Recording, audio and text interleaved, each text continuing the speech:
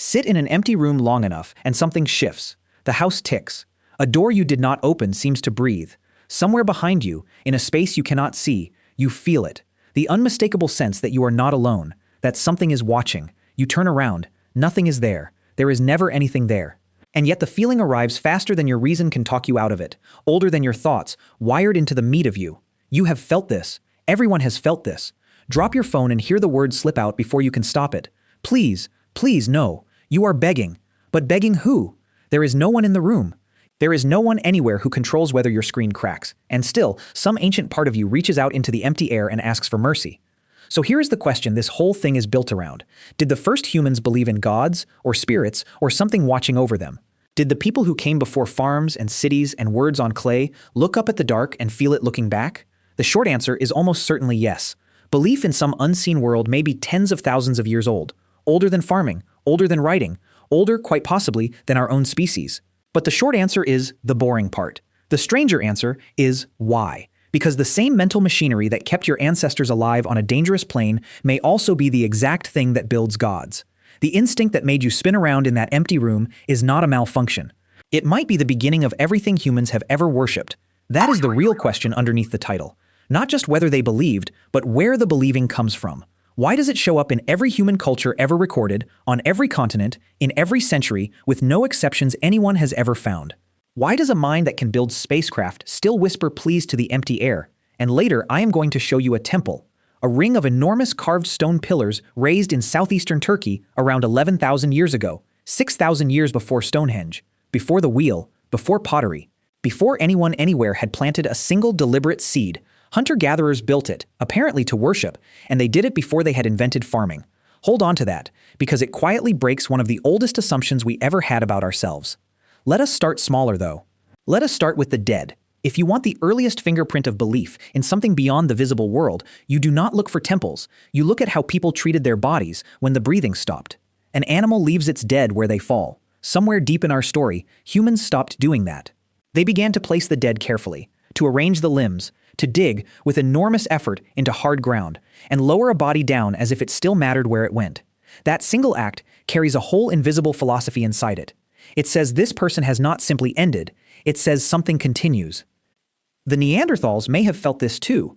At Shanidar Cave in the mountains of Iraqi Kurdistan, archaeologists found Neanderthal remains laid in the earth, and around one of them, clusters of ancient pollen that some researchers once read as flowers placed on a grave. At La Chapelle-aux-Sands in France, another Neanderthal seems to have been deliberately buried in a shallow pit. Now, be careful here. Scholars argue fiercely about all of this. The pollen might have been carried in by burrowing rodents. The pit might be natural. Intentional burial by Neanderthals is debated, not settled, and honest people disagree. But the very fact that we are arguing about it tells you something. These were not simple creatures. Something in them, or in the humans who lived alongside them, was already reaching past the plain fact of a stopped heart. With our own kind, the signal gets impossible to explain away. Travel to a place called Sungir, east of Moscow, and go back around 34,000 years. Deep in the Ice Age cold, someone died, and the living did not simply cover the body, they dressed it. They covered the dead in thousands of beads carved one at a time from mammoth ivory.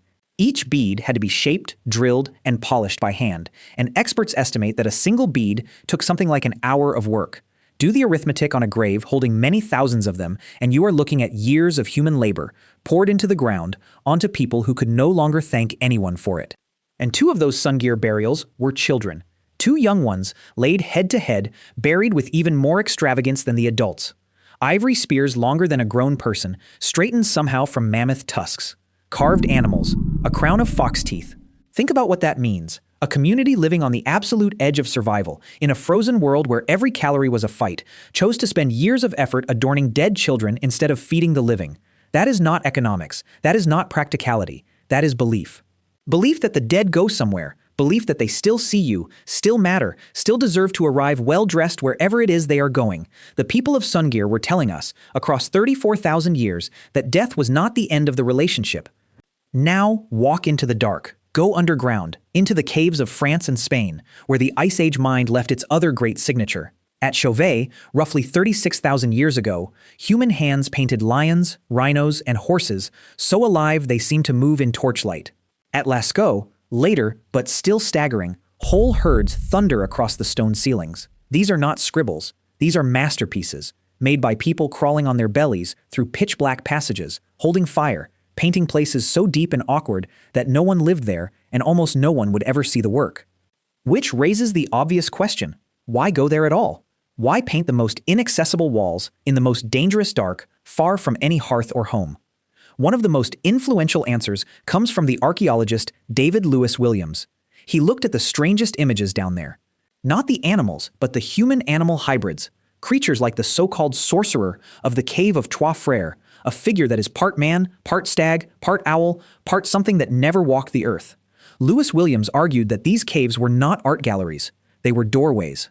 That people went into the deep dark deliberately, into a place of no light and no sound, to enter altered states of consciousness, trance, vision, the world behind the world. His idea, drawing on how the human nervous system behaves in extreme states, is that the cave wall itself was understood as a membrane, a thin skin between our world and the spirit world, and the painted animals were spirits pressing through from the other side. The people crawling into that dark may have been the first shamans going down to touch a reality they were certain lived vested behind the stone. Now, once again, hold this loosely. It is a leading interpretation, and a beautiful one, but it is contested, and no one can climb inside a 30,000-year-old mind to check. Still, the pattern keeps repeating. Everywhere we look in the deep past, humans behave as though the visible world is not the only world. And here is where it gets uncomfortable, in the best way. Because you might assume all of this comes from ignorance. That ancient people believed in spirits simply because they did not know what lightning was, or what the sun was, or where babies came from. Fill the gaps in knowledge, the story goes, and the gods evaporate. It is a tidy story. It is also almost certainly wrong, because the deeper science looks, the more it finds that belief does not come from a lack of thinking.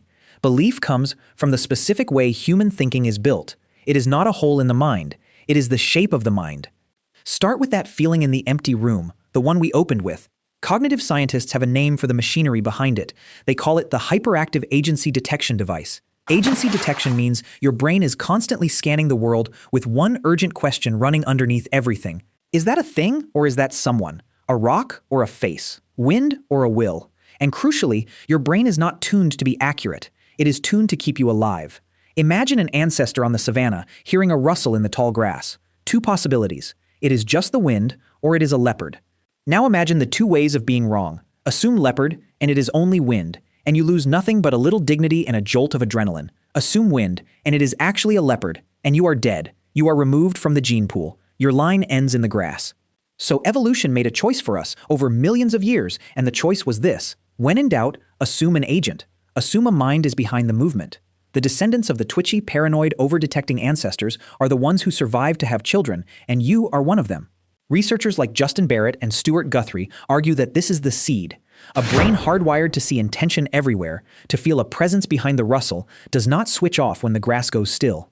It keeps running. It sees a face in the fire. It hears a voice in the storm. It feels a watcher in the empty room. The device that saved your ancestors from predators is the same device that populates the dark with spirits. You cannot have one without the other. The price of a mind that never misses a real threat is a mind that constantly invents unreal ones. Layer a second piece of machinery on top of that. Something psychologists call theory of mind. It is the everyday superpower that lets you look at another person and instantly model the invisible world inside their skull. You know they have beliefs, desires, intentions, feelings, a whole hidden mind you cannot see, but can accurately guess at. You are doing it right now to me, imagining the person behind these words. This ability is the foundation of everything human. Cooperation, language, love, betrayal, society itself. It runs so automatically that you cannot turn it off. You apply it to your dog. You apply it to your car when it will not start. You yell at the weather, and once you have a mind that instinctively models other minds, an unseen agent is no problem at all. A spirit, an ancestor, a god is simply another mind you cannot see, and your brain is already an expert at those. The gods slot perfectly into hardware you use every waking second. Now here comes the fact I promised you. Because so far the story goes small to big, from a rustle in the grass to a whisper in the storm. But around 11,000 years ago, in what is now southeastern Turkey, human beings took that whisper and carved it into stone the size of a house. The place is called Göbekli Tepe. Starting in 1994, the German archaeologist Klaus Schmidt excavated a hilltop there and found something that should not have existed.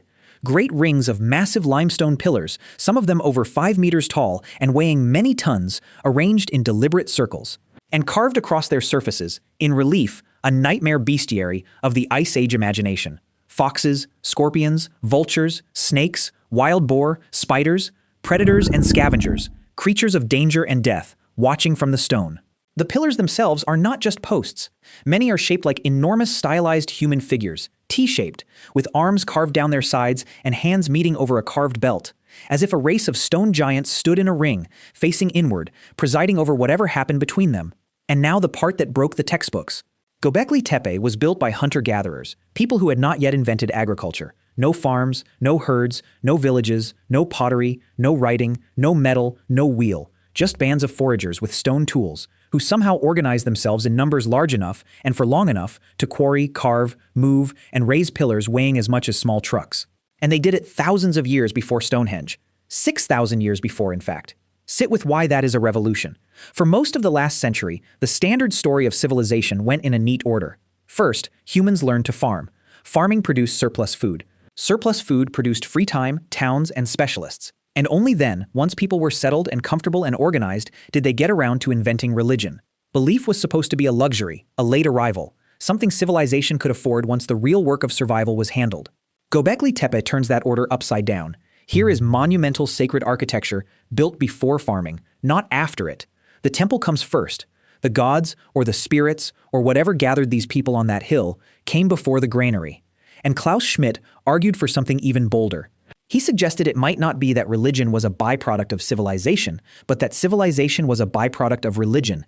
Think about what it takes to build that place. You need hundreds of people working together, for generations, fed and coordinated, all pulling toward a shared invisible purpose. Some researchers think the need to gather and feast and build at a sacred site like this may have been one of the pressures that pushed people toward domesticating plants in the first place. In other words, we may not have settled down and then invented the gods. We may have invented the gods and then had to settle down to serve them. Now, I have to be honest with you because the honesty is the whole point. Scholars still debate what Göbekli Tepe really was, whether people lived there or only gathered there, and exactly what the rituals were. New digs keep complicating the picture, but the core shock survives every debate. The urge to build something sacred is not the reward at the end of civilization. It sits right at the root of it. So step back and look at the shape of all this. Deliberate burial, 30, 50, maybe 100,000 years ago. The dead of Sungir, dressed in years of ivory. The painted spirits pressing through cave walls. A temple raised by foragers before the invention of bread, and underneath all of it, running in every human skull, a set of instincts that manufacture unseen agents as reliably as your eyes manufacture color. This is not a few weird cultures. Anthropologists have gone looking hard for a human society with no concept of the supernatural at all. A people with no spirits, no ancestors, no gods, no ritual, no sense of a beyond. They have never confidently found one. Not a single documented human culture across all of recorded history and ethnography has ever been cleanly without it. Whatever this thing is, it is not a local invention. It is a human universal, like language, like music, like grief. Which brings us to the deepest layer and to the two hardest questions the mind can ask. What happens when I die, and does any of this mean anything? Take death first. Try right now to imagine your own non-existence. Not darkness, not floating in a void, watching. Actually try to picture the total absence of you. No thoughts, no perspective, nothing to even register the nothing. You cannot do it. Nobody can. Every time you try, there is still a secret you in the picture, observing the emptiness, narrating the silence. The psychologist Jesse Bering calls this the problem of simulating your own death, and his research suggests that even people who firmly believe death is the end will intuitively say that a dead person still knows he is dead, still wants things, still feels. Your mind is structurally incapable of switching itself off in imagination, and so, quite naturally, it concludes that something continues. The afterlife may not be a doctrine somebody taught you. It may be the default output of a brain that cannot conceive of its own ending. Then there is meaning. The human mind is a machine for stories, for cause and effect, for reasons. It hates coincidence. It cannot tolerate raw randomness. When something terrible happens to you, notice what your mind does first. It does not calmly file the event under statistics. It asks why? Why me? Why now? What did I do? What is this trying to teach me? Who is behind this? You reach, automatically, for an intention behind the chaos, because a universe with a purpose, even a harsh one, feels more survivable than a universe of blind accident. A cosmos that is testing you, punishing you, or watching over you is frightening. But a cosmos that simply does not care, that has no author and no plot at all, is somehow harder for the human animal to bear. Now put all these instincts together and watch what they build. You have a mind that detects agents in every shadow, a mind that models unseen minds effortlessly, a mind that cannot imagine its own death, so it assumes the dead live on, and a mind that demands a reason behind every event, an author behind every story. Feed those four instincts into a human being standing under a sky full of stars, surrounded by storms and seasons and predators and loss. And gods are not a strange thing to appear. Gods are almost the inevitable thing to appear. The anthropologist Pascal Boyer added one more piece to this. He noticed that the supernatural ideas that survive and spread are not the wildest ones. They are what he calls minimally counterintuitive. A being that is mostly like a person, with thoughts and desires you understand, but that breaks one or two rules. It cannot be seen. It never dies. It knows what you did in secret. Just strange enough to grip the memory. Just familiar enough to make sense. That is the sweet spot where gods are born, and it is why they are so unforgettable, and why they travel so well from mind to mind. And there is one more force, maybe the most powerful of all, and it is not about the individual at all. It is about the group. Imagine two ancient tribes. In the first, people believe there is a watcher, a god or an ancestor who sees everything, even in the dark, even when no human is looking, and who punishes the cheat, the thief, the traitor. In the second tribe, no one believes anything is watching, so you can lie and steal freely the moment no human eye is on you. Which tribe trusts each other more? Which cooperates in larger numbers, keeps its promises, builds the temple, wins the war? The psychologist Ara Norenzayan and others have argued, carefully, as one hypothesis among several, that watching gods and shared ritual may have been social technology, a way to make total strangers trustworthy. A supernatural policeman in every skull, enabling humans to cooperate in groups far larger than kinship alone could ever hold together. Belief, in this view, did not just soothe us, it scaled us. It may be part of how a clever ape became a civilization. So now we can go back to the temple on the hill and understand what we are really looking at. Those ring-shaped pillars are not evidence that ancient people were foolish. They are evidence that ancient people were us, fully, completely, recognizably us. The same agency-detecting, mind-modeling, death-defying, meaning-hungry, group-binding mind that raised those stones is the mind reading these words. Nothing has changed in the machinery. You carry the exact equipment that built Göbekli Tepe. You proved it in the empty room. You proved it when you whispered please to your falling phone. Which lands us, finally, on the honest ending. Did ancient humans believe in something watching over them? Yes. Overwhelmingly, universally, from the ivory-covered children of Sungir to the painted spirits in the deep caves to the giants of stone in Turkey, yes. But the real discovery is not that they believed. It is that belief was never a mistake bolted onto an otherwise rational animal. It grew out of the very same equipment that made us the most successful, cooperative, meaning-seeking creature this planet has ever produced. The mind that reaches for gods is the mind that models a hunting partner, mourns a lost child, reads a friend's silence, and refuses to accept that a loved one is simply gone. You cannot subtract the reaching without gutting the thing that makes us human. And here's the part I want to leave you holding, and I want to be fair to everyone in the room while I say it. This is not proof that the gods are real. It is not proof that they are not. A watcher forged by evolution could be pointing at nothing but our own survival wiring. Or the very fact that we are built to sense something could mean there is something to sense. That question is yours to keep, and I am not going to steal it from you. But strip away the argument over whether anyone is actually out there, and one thing remains, ancient and undeniable and true for believer and skeptic alike. The reaching itself, the sense of being watched, held, judged, accompanied, of not being alone in the dark. That reaching is tens of thousands of years old. It is older than farming, older than writing, older perhaps than our species. It is one of the very first things the human mind ever learned to do, and it may be the last thing it ever forgets. The gods may or may not be real. The reaching is as human as it gets,